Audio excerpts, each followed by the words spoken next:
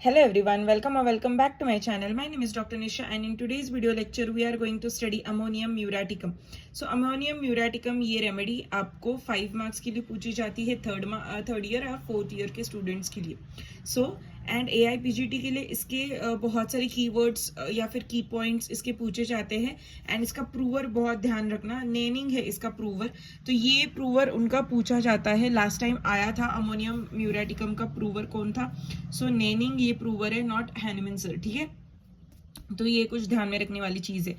And उसका common name भी एक बार आया था 2011 आई थिंक, उसमें आया था 20. मैंने कल ही सॉल्व किया इसका पेपर, तो है ना ये आया था. सो कीप इन माइंड कि है ना सेल अमोनिया. ठीक है, सो है ना ये आया था common name. Then constitutionally we'll see especially adapted to those who are fat and sluggish or body large and fat but legs are so thin. कभी you will observe कि है ना लाइक सिरोसिस वाले लोग कैसे दिखते हैं कि है ना सेंट्रल ओबेसिटी बहुत ज्यादा रहती है उन लोगों में. लाइक पेट बहुत ज्यादा बड़ा रहता है एंड चेस्ट का पार्ट या फिर बैक का पार्ट ऊपर के साइड में, मतलब गले के नीचे और पैर के ऊपर ये जो बीच वाला पार्ट रहता है लाइक एप्पल शेप फिगर रहता है उनका. सो इन लोगों में ये बहुत ज्यादा सूट करती है अमोनियम म्यूरेटिकम. ठीक है. Nose is watery. How is the nasal discharge? Watery, acrid, coryza, corroding the lips. So कैसे रहता है ना, मतलब जब भी उनको सर्दी होती है, जुकाम होता है, तब है ना उनका पूरा लिप्स छिल जाते, पूरा ऐसे है ना जैसे लगता है कि है ना बोलते हैं ना छाले आ गए मुंह में, मेरे छाले आ गए. सो वैसे छाले नहीं होते एग्जैक्टली, बट उनके पूरे लिप्स बहुत ज्यादा ड्राई हो जाती है और है ना ऐसे उनमें से पपड़ी निकलती है, व्हाइट स्केली उनका जो लिप्स रहता है ना वो दिखते हैं. और उनका नेजल डिस्चार्ज पानी की तरह रहता है एंड एक्रिड कोराइजा रहता है उनका.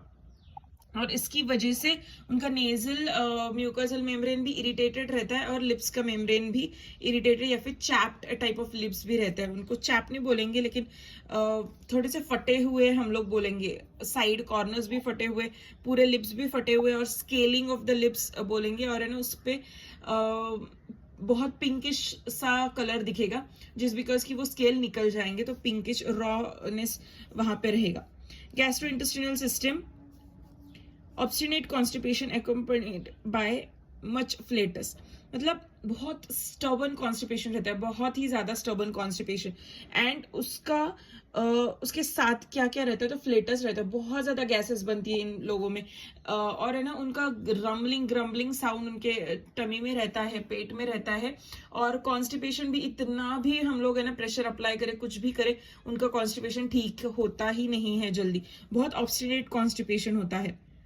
How are the stools? Stools are very hard. Crumbling stools. जैसे मैंने आपको बोला कि है ना मतलब बहुत नॉटी लाइक, और है ना ऐसे पुश करते से पुश करेंगे हम लोग फिर भी वो नहीं निकलेंगे. बहुत ज्यादा स्टिकी, एडेसिव एंड ऑब्स्टिनेट रहते हैं कि है ना मतलब हार्ड भी रहते हैं और है ना एक नॉट में रहते हैं, मतलब इतना गोले में रहते हैं. बहुत सारे स्टूल्स का चेन ऑफ स्टूल्स रहते हैं, लेकिन है ना वो निकलते ही नहीं है, मतलब दे आर वेरी इंटैंगल्ड जैसी फीलिंग आती है वहां पे. बहुत मतलब आप प्रेशर डालोगे नीचे, अगर हाथ लगा के भी आप देखोगे ना एनल एरिया में, तो ना आपको लगेगा कि रेक्टम फुल ऑफ स्टूल्स है, लेकिन वो इतना भी प्रेशर देने की वजह से आ ही नहीं रहा बाहर. लाइक स्पिक्टर ऑफ एनाई का जो लाइक स्पिंटर रहता है ना, उसको ऐसे लगता है कि है ना पैरालिसिस हो गया, वो आता ही नहीं है स्टूल बाहर. सो ऐसे उनके ऑब्स्टिनेट कॉन्स्टिपेशन रहता है. Requires great effort to expulsion crumple from the verge of anus, जिसे अभी मैंने आपको एक्सप्लेन किया. Very in colour, no two stools are alike, मतलब हर एक नॉट का कलर अलग रहेगा, हर एक स्टूल का कलर अलग रहेगा. अभी का कलर अलग रहेगा, मतलब अभी अगर स्टूल पास कर दिए एक लोग ने, तो है ना वहां पे 2-3 नॉट्स गिरे स्टूल के, तो है ना every not will show different colour, और अभी डिफरेंट कलर दिख रहा है. शाम को अगर स्टूल पास किए थोड़ा बहुत भी, that will be different color, बाद में it will be different color. It will again depend on the food intake which they ate, but this also is very important. Hemorrhoids, how are the hemorrhoids? Hemorrhoids are sore, smarting. Why haemorrhoids, क्योंकि stool ही बहुत ज्यादा hard है, मतलब ऑस्टिनेट constipation है, तो continuous pressure ही डालता रहेगा वो बंदा, सो उसकी वजह से क्या हो गया, तो हीमोरॉइड्स हो गए। हीमोरॉइड्स कैसे है, तो सोर है, स्मार्टिंग है, जैसे फट के बाहर आ रहे ऐसे लगता है, with burning and stinging sensation, मतलब बहुत ज्यादा जलन होती है एनल रीजन पे, और है ना स्टिंगिंग सेंसेशन रहता है, उनको ऐसे लगता है कि है ना बहुत ज्यादा ऐसे पेन हो रहा है, या फिर कुछ चुभ रहा है वहां पे, या फिर कुछ काट चुका है, and that is very irritating to them.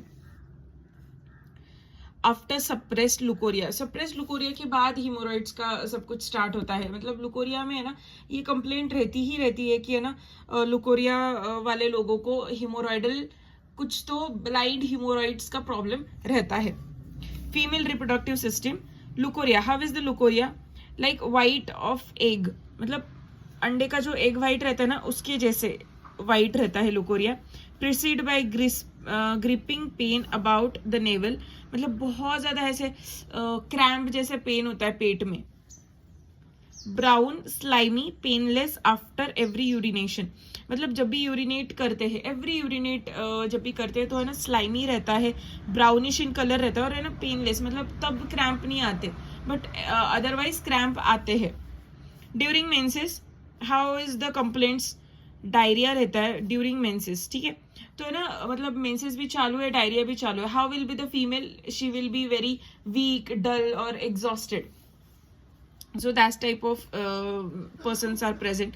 और है ना मेंसेस के टाइम पे बहुत ज्यादा डायरिया रहती है, वोमिटिंग रहती है उनको, मतलब वो बीमारी जैसे ही उनको मेंसेस स्टार्ट होते हैं। फिर bloody discharge from the bowels, so haemorrhoids इसके टाइम पे भी एग्रीवेट होते हैं, मेंसेस के टाइम पे एग्रीवेट होते हैं। न्यूरैल्जिक पेन इन फीट, तो फीट में ऐसे लगता है कि है ना कुछ तो ऐसे नस अकड़ गई है, या फिर है ना यहाँ से ऐसे थंडरिंग टाइप ऑफ पेन हो रहा है, यहाँ पे ऐसे स्टिंगिंग टाइप ऑफ पेन हो रहा है, एक पर्टिकुलर एरिया में झुंझुनी सी आ रही है, ऐसे पेशेंट्स बहुत ज्यादा एक्सप्लेन करते हैं आपको कंप्लेंट्स कि यहाँ पे ना, यहाँ पे डॉक्टर यहाँ पे बहुत झुंझुनी आ रही है, और ये जो है ना पैर बहुत दर्द करता है, इधर ऐसे दर्द करता है कि उठा भी नहीं पाती हूँ मैं, अंदर से दर्द करता है, पता ही नहीं चलता कि क्या दर्द हो रहा है। This type of pain is present during menses. How is the back, sensation of coldness is present in the back between the scapula, मतलब दो स्कैपुला के बीच में सेंसेशन ऑफ कोल्डनेस रहता है, सो ये PQRS सिम्टम है अमोनियम म्यूरेटिकम के। Extremities, how are the extremities, hamstrings feel painful short when walking, मतलब हैमस्ट्रिंग बहुत ज्यादा पेनफुल रहता है, बहुत ज्यादा, जैसे आप लोगों ने कभी स्ट्रिंग देखा है, वो जो है ना हमारे स्टैंड को, बाइक के या फिर स्कूटी के स्टैंड को ना स्ट्रिंग आती है, तो वो स्ट्रिंग कैसे करती है, वो अगर ये स्टैंड है तो वो लेंथन आउट करती है, मतलब लेंथ छोटा करती है ना, तो आगे पीछे करने में इजी रहता है, क्योंकि वो अगर ऐसे कर दे तो फिक्स हो जाता है, और फिर हमारी स्कूटी इसके सहारे खड़ी रहती है। बट अगर वो छोड़ दे और है ना पूरा वो स्प्रिंग निकाल दे और छोड़ दे, तो वो कैसे रहेगा, लूज पड़े गिर जाएगा ना। सो वैसे ही हैमस्ट्रिंग का रहता है, हैमस्ट्रिंग इज लाइक स्ट्रिंग, ठीक है, तो वो है ना जितना हमको पैर डालना है आगे उतना हम लोग डाल सकते हैं, बट इस पेशेंट्स में क्या होगा कि वो हैमस्ट्रिंग है ना एक रिस्ट्रिक्टेड मूवमेंट क्रिएट करेगा, मतलब थोड़ा ही पैर आगे डालेगा, ज्यादा पैर आगे नहीं डाल सकता, ऐसा लगता है कि ना हैमस्ट्रिंग छोटा हो गया, बट छोटा नहीं हो गया, it is painful, that's why patient is not putting their foot in front. Tension in joints as if shorten of the muscles, so ना टेंशन, जॉइंट्स में टेंशन बहुत क्रिएट होता है, मतलब उनमें पुल बहुत क्रिएट होता है, ठीक है। Offensive sweat of feet, this is what PQRS symptom of ammonium muriaticum. Offensive sweat रहता है, लेकिन किसका, फीट का, उनको पूरा स्वेटिंग रहता है बॉडी में, फिर भी वो ऑफेंसिव नहीं रहता, लेकिन फीट का ही उनका स्वेट बहुत ज्यादा ऑफेंसिव रहता है। अगर थोड़े बहुत भी बैठ गए एंड उठ गए ना, उसके बाद भी उनके फीट इतने स्वेटी रहेंगे and it will be very offensive.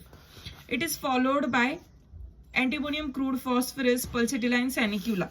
So these are the remedy which follows well with the ammonium muriaticum. So yes, this was it. This was today's lecture, ammonium muriaticum. I hope you like this short and sweet simple remedy.